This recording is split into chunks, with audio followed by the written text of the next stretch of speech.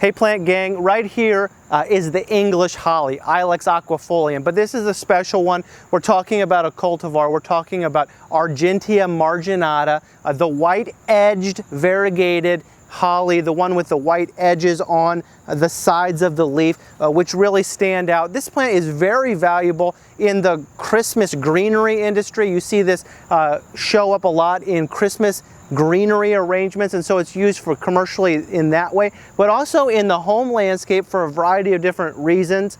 Now here in the southeastern United States where I'm at, the heat is not the perfect place for an English holly, but we can get away with them if we have plenty of good drainage.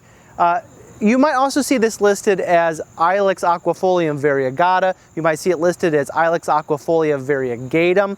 You might see a lot of different names on this, and so the taxonomy is a little bit confusing. You might even see it as Ilex aquifolium Argentea Marginata, but that really typically is reserved for gold-edged variegation, and so that's not really correct. But the bottom line is this is a beautiful shrub that can be used as a landscape plant, sometimes growing up to be a tree for us in the southeast.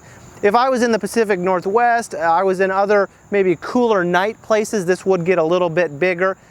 Seldom has berries. This is a female clone, but typically because of lack of pollinators, you're not going to see as many berries because, of course, this plant, like many Ilex, is dioecious. And what is dioecious? Literally meaning two houses, separate male and female plants. And so come on in, we're going to look a little bit closer at this plant, look at the leaf arrangement, and really learn how to identify it.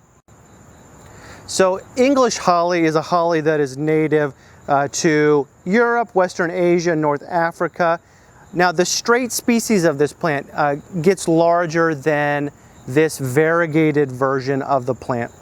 This one in particular, hardy from zone 7 through 9, typically you're going to see it 15 to 40 foot tall, spreading out 10 to 20 foot wide in some cases. 20 foot wide for some growing conditions might just be a little bit larger than it actually gets. Good drainage is going to be very important, in particular if you're in warmer climates, climates that don't get really cooler nights where this plant can really have a breather break during the night. And so when we talk about the genus Ilex just in general, we're looking at typically plants that have simple leaves with alternate leaf arrangement. This is important because we don't want you to get this confused with other similarly looking plants. You know, you think about a plant like osmanthus, and that has opposite leaf arrangement, where if you look at hollies, it's all alternate leaf arrangement. So look at this closely and look at this leaf closely. English holly tends to have a little bit of a twist nature to it, almost like a wave in the leaf. That's very common and a great ID characteristic. Really kind of jagged spines on the edges of the leaf that do smooth out a little bit as the plant matures, but most of the ones you're going to see are going to be pretty jagged on the edge. Here's a landscape tip.